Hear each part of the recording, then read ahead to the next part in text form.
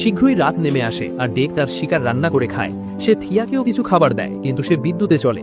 এরপর সে সেই বানরটিকে কিছু খাবার দেয় যে এতক্ষণ তাদের পিছু পিছু আসছিল। খাবার পেয়ে মহা খুশি হয়ে বানরটি ডেকের গায়ে থুতু দেয়।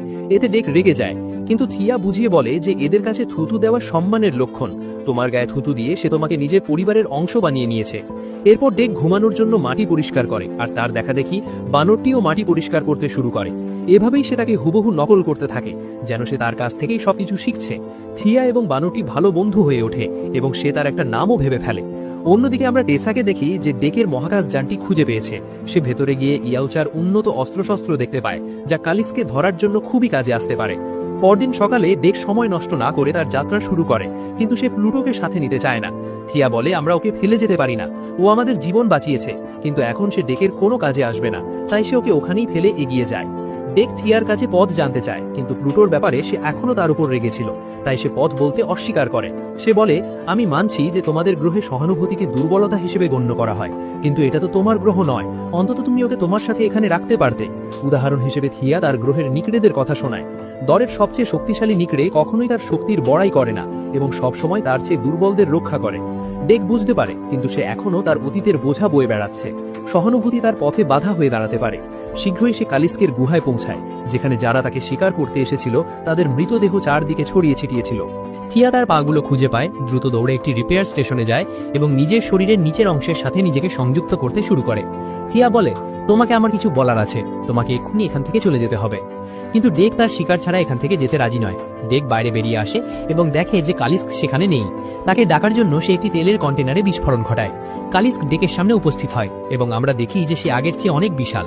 সে ডেককে তুলে দূরে ছুঁড়ে ফেলে দেয়, যা ডেককে তার শক্তির একটা আভাস দেয়, কিন্তু এটা তার আসল শক্তির মাত্র একটা ছোট নমুনা ছিল। ডেক তার সাথে লড়াই করে এবং তলোয়ার দিয়ে তার পেট চিরে দেয়। শুধু তাই নয়, সে তার ল্যাজও কেটে ফেলে। কিন্তু কালিস্কের নিজেকে মেরামত করার এক অদ্ভুত ক্ষমতা রয়েছে, তার কেটে যাওয়া সব অংশ পুনরায় গজিয়ে ওঠে।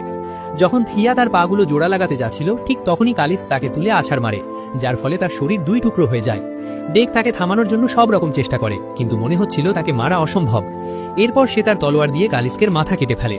ডেক ভেবেছিল সে জিতে গেছে, কিন্তু কালিস্ক তার মাথা আবার জোড়া লাগিয়ে নেয়। সে ডেককে তার পা দিয়ে আঁকড়ে ধরে সে তাকে মেরে ফেলতে যাচ্ছিল, কিন্তু হঠাৎ থেমে গেল। সে অদ্ভুতভাবে ডেকের গন্ধ শুকতে লাগলো এবং তাকে প্রাণে না মেরে ছেড়ে দিল। তবে বিপদ তখনও কাটেনি। শীঘ্রই টেসা এবং কোম্পানির লোকজন সেখানে পৌঁছলো এবং একটি ক্রায়োজেনিক বোমা সাহায্যে কালিস্ককে জমিয়ে দেয়। সেই বোমার আঘাতে ডেক জমে যায়। এরপর যখন তার জ্ঞান ফেরে, সে নিজেকে টেসার রিসার্চ ল্যাবে দেখে। সে থিয়া ভেবে তাকে মুক্ত করতে বলে, কিন্তু সে শীঘ্রই বুঝতে পারে যে ওটা থিয়া ছিল না, ওটা ছিল টেসা। টেসা তাকে ভালো করে স্ক্যান করে এবং জানায় যে এখন থেকে সে ওয়েল্যান্ড কর্পোরেশনের সম্পত্তি। এরপর সে থিয়াকে পুনরায় চালু করে এবং জ্ঞান ফেরার সাথে সাথেই টেসাকে দেখে থিয়া আবেগপ্রবণ হয়ে পড়ে। ঠিক তখনই সে ডেককে দেখতে পেল, যাকে টেসা বন্দি করে রেখেছিল।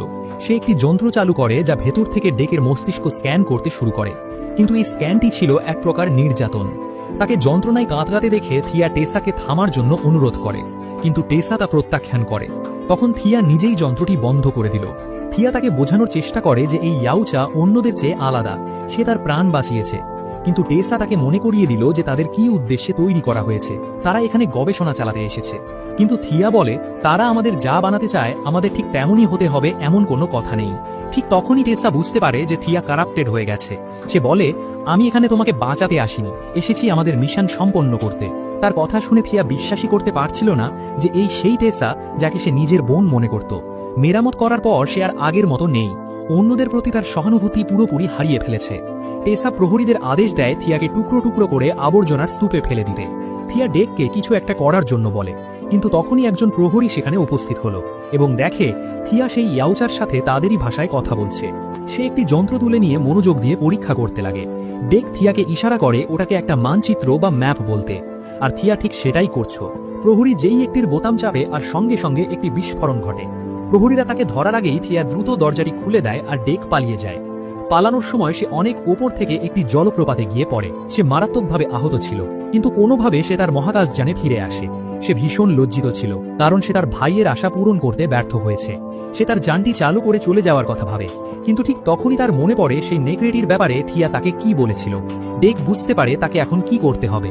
টেসা তার সমস্ত অস্ত্র কেড়ে নিয়েছিল, তাই সে সিদ্ধান্ত নিল যে এই গ্রহটিকেই সে তাদের বিরুদ্ধে হাতিয়ার হিসাবে ব্যবহার করবে। ডেক তারপর মাঠে গিয়ে প্রচুর পরিমাণে ধারালো ঘাস সংগ্রহ করে। সে একটি বিস্ফোরক পোকা ধরে। সে তার শিকার করা গন্ডারের দাঁত দিয়ে একটি ধারালো খঞ্জর তৈরি করে এভাবেই সে সেই অবশকারী গাছ এবং বিষাক্ত কীটগুলোকে, যারা একসময় তাকে মারতে চেয়েছিল, নিজের হাতিয়ারে পরিণত করে। কালিস্ককে তারা কোথায় নিয়ে গেছে সে সম্পর্কে ডেকের কোনো ধারণা ছিল না। তাই কোনো সূত্রের খোঁজে ডেক সেই গুহায় ফিরে আসে যেখানে তাদের শেষ লড়াই হয়েছিল। সেই সেখানে প্লুটোকে দেখতে পায়। সে তাদের খুঁজতেই সেখানে এসেছিল। ডেক লক্ষ্য করে তাকে খুব বিচলিত দেখাচ্ছে। সে কালিস্কের পায়ের ছাপের পাশে দাঁড়িয়ে কাঁদছিল। ডেক তখনই বুঝতে পারে যে এই বানরটি কালিস্কের বাচ্চা। ডেক তার গায়ে থুতু দিয়ে তাকে পরিবারের সদস্য বানায়। তখনই ধ্বংসস্তূপের নিচে থিয়ার পা দুটি চাপা পড়ে থাকতে দেখে। ডেক সেটা টেনে বের করে এবং পাগুলো তাদের টেসার ঘাটির দিকে নিয়ে যেতে লাগে। সেখানে আমরা থিয়াকে দেখতে পাই, যার শরীর তারা ফেলে দেওয়ার প্রস্তুতি নিচ্ছিল। একজন প্রহরী তাকে পাহারা দিচ্ছিল, কিন্তু ডেক তার উপর অ্যাসিড ছুঁড়ে মারে, যার ফলে সে ছিন্ন ভিন্ন হয়ে যায়। পথ পরিষ্কার হতেই থিয়ার পা দুটি তাকে খুঁজতে খুঁজতে তার কাছে পৌঁছে যায়। থিয়া তার পা দুটি ফিরে পেয়ে আনন্দে আত্মহারা, কিন্তু ঠিক তখনই আরও প্রহরী সেখানে চলে আসে। তাই তারা আবারও ডিঅ্যাক্টিভেটেড হয়ে যাওয়ার ভান করে। প্রহরীরা যখন থিয়ার দিকে তাকিয়েছিল, ঠিক তখনই পা দুটি পেছন থেকে তাদের উপর আক্রমণ করে। তারা দলবদ্ধভাবে কাজ করে সমস্ত রোবটকে খতম করে দেয়। ডেক তাদের আটকাতে গেলে একজন প্রহরী তার মাথায় বন্দুক তাক করে এবং সে যদি নড়াচড়া করে তার খুলি উড়িয়ে দেওয়ার হুমকি দেয়। ডেকের পালানোর আর কোনো উপায় ছিল না, কিন্তু ঠিক তখনই থিয়া সেখানে পৌঁছে তাকে বাঁচায়। সে জিজ্ঞেস করে, তুমি এখানে কি করছো? কিন্তু থিয়া যখন বুঝতে পারে যে ডেক তাকেই বাঁচাতে ফিরে এসেছে, সে নিজের চোখকে বিশ্বাস করতে পারছিল না। থিয়া বলে, আরও লোক আসার আগেই আমাদের এখান থেকে পালাতে হবে। কিন্তু ডেক বলে, এখন নয়, কালিস্ককে ছাড়া আমরা যেতে পারবো না। তারা প্লুটোর মাকে আটকে রেখেছে। সত্যটা জানতে পেরে থিয়া তাকে সাহায্য করতে রাজি হয়। এরপর ডেক ইচ্ছে করেই নিরাপত্তার সাইরেন বাজিয়ে দিল, যাতে সবাই তার দিকে ছুটে আসে। সে হাঁটু গেড়ে বসে তাদের জন্য অপেক্ষা করছিল। শীঘ্রই প্রহরীদের পুরো দলটি তাকে ঘিরে ফেলে। তারা তাকে আক্রমণ করতে যাবে, ঠিক তখনই ডেক সেই অবশকারী ভেষজ দিয়ে বিস্ফোরণ ঘটিয়ে তাদের সবাইকে ছিন্ন ভিন্ন করে। এখন শুধু টেসাই বাকি আছে, কিন্তু ডেককে তার খোঁজ করতে হলো না, কারণ সে নিজেই তার দিকে হেঁটে আসে। তার পরনে ছিল একটি যান্ত্রিক বর্ম, যা টর্চা দিয়ে সজ্জিত। সে ডেকের দিকে লক্ষ্য স্থির করে, কিন্তু সে ঘোড়া টিপতেই সেই কেঁচোটি বা পোকাটি ডেকের জীবন বাঁচাতে তার সামনে চলে আসে। চোখের সামনে তাকে যন্ত্রমায় ছটফট করতে দেখে ডেক প্রচণ্ড ক্ষিপ্ত হয়ে ওঠে এবং পাগলের মতো টেসার উপর ঝাঁপিয়ে পড়ে। সে বারবার আক্রমণ করতে লাগে, কিন্তু টেসা তাকে তুলে দূরে ছুটে ফেলে। এরই মধ্যে থিয়া তার আইডি ব্যবহার করে কালিস্ককে মুক্ত করার চেষ্টা করে, কিন্তু দেখা যায় তাকে ব্ল্যাকলিস্টেড করা হয়েছে। একজন প্রহরী তাকে এই কাজ করতে দেখে ফেলে। থিয়া তখন দ্রুত নিজেকে টেসার মতো ছদ্মবেশে সাজিয়ে প্রহরীকে আদেশ দেয় অন্য কোথাও গিয়ে নজরদারি করতে। যাই হোক, এত কিছু করেও কোনো লাভ হলো না, কারণ তার চুরি ধরা পড়ে যায়। এদিকে টেসা ডেককে আক্রমণ করতে শুরু করে। নিজের প্রাণ বাঁচাতে ডেক একটি ট্রাকের পেছনে লুকায়। টেসা তখন তাকে খোঁজার চেষ্টায় ব্যস্ত ছিল, তখন ডেক হঠাৎ তার উপর আক্রমণ করে। সে টেসার মাথার ধর থেকে আলাদা করতে যাচ্ছিল, ঠিক তখনই টেসা নিজেকে একটি শিল্ডের আড়ালে লুকিয়ে ফেলে, যা ডেক শত চেষ্টা করেও ভাঙতে পারে না। ইতিমধ্যে কালিস্কো টেসাকে আক্রমণ করে বসে। শুরু হলো এক ভীষণ লড়াই, কিন্তু টেসা একটি ব্লেড দিয়ে কালিস্ককে দ্বিখণ্ডিত করতে শুরু করে। কালিস্ক তার কাছে হার মানতে শুরু করেছিল, কিন্তু ডেক যান্ত্রিক স্যুটের ওয়ারিং কেটে দিল, যার ফলে ব্লেডটি বন্ধ হয়ে যায়। দেরি না করে টেসা কালিস্কের দিকে আরেকটি ক্রায়োজেনিক বোমা ছুঁড়ে মারে। ডেক বোমাটি অন্যদিকে ঘুরিয়ে দেয়, সেটি গিয়ে লাগে টেসার যান্ত্রিক স্যুটে। কালিস্ক টেসার হাত ভেঙে দূরে ছুঁড়ে ফেলে দিল, আর সে টেসাকে গিলে ফেলে। প্লুটো প্রথমবারের মতো তার মায়ের দেখা পান। হারানো বাচ্চাকে ফিরে পেয়ে কালিস্ক আনন্দে আত্মহারা, কিন্তু হঠাৎ কালিস্ক প্রচণ্ড ব্যথা অনুভব করে।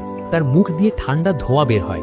কিছু বুঝে ওঠার আগেই কালিস্কের পুরো শরীর জমে যায় এবং এক শক্তিশালী বিস্ফোরণে সে হাজার টুকরো হয়ে ভেঙে পড়ে। এরপর আমরা টেসাকে দেখতে পাই, যে এখনও বেঁচে আছে। সে এখন থিয়াকে সবচেয়ে বেশি ঘৃণা করে, কারণ তার নিজের বোন তার সাথে বিশ্বাসঘাতকতা করেছে। সে থিয়াকে মারার জন্য তার দিকে লেজার তাক করে, কিন্তু সে মারার আগেই ডেক তার ঘাড়ে আঘাত করে তাকে মেরে ফেলে। এরপর ডেক নিজের গ্রহে ফিরে যায়। তার বাবা ভাবে সে প্রতিশোধ নিতে এসেছে, কিন্তু ডেক টেসার কাটা মুন্ডু তার দিকে ছুঁড়ে দিয়ে বলে সে তার শিকার সম্পন্ন করেছে। কিন্তু তার বাবা তখনও তাকে কাপুরুষ এবং দলছুট মনে করে, যে তাদের বংশের জন্য লজ্জা বয়ে এনেছে। সে তাকে মারার জন্য তার রক্ষী পাঠায়। রক্ষীরা যখন ডেককে মারতে আসে, ডেক তাদের ঘটনাস্থলেই খতম করে দেয় আর তার বাবাকে লড়াইয়ের আহ্বান জানায়। শুরু হলো এক ভীষণ লড়াই।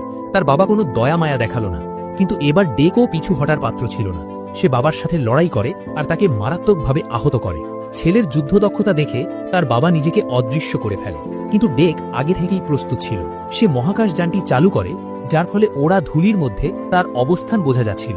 তারপর ডেক তার উপর একের পর এক প্রাণঘাতী আক্রমণ করে এবং অবশেষে তার হাত কেটে তাকে দূরে ছুঁড়ে ফেলে দেয়। সে তার বাবাকে হাঁটু গেড়ে বসতে বাধ্য করে এবং তার হেলমেট খুলে ফেলে, কারণ সে আর এখন সবচেয়ে শক্তিশালী যোদ্ধা নয়। তার বাবা প্রাণের বিনিময়ে তাকে তাদের গোত্রের জায়গা দেওয়ার প্রস্তাব দেয়, কিন্তু ডেক তার ভাইয়ের মৃত্যুর জন্য তাদের দায়ী করে এবং চিৎকার করে বলে, আমার আর কোনো গোত্রের প্রয়োজন নেই। এরই মধ্যে প্লুটো এসে ডেকের বাবার ধর থেকে মাথা আলাদা করে দেয়। এখানে আমরা দেখি যে প্লুটো আগের চেয়ে অনেক বড় এবং শক্তিশালী হয়ে গেছে।